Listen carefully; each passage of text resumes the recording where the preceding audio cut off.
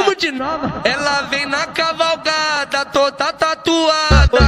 Puta rara, puta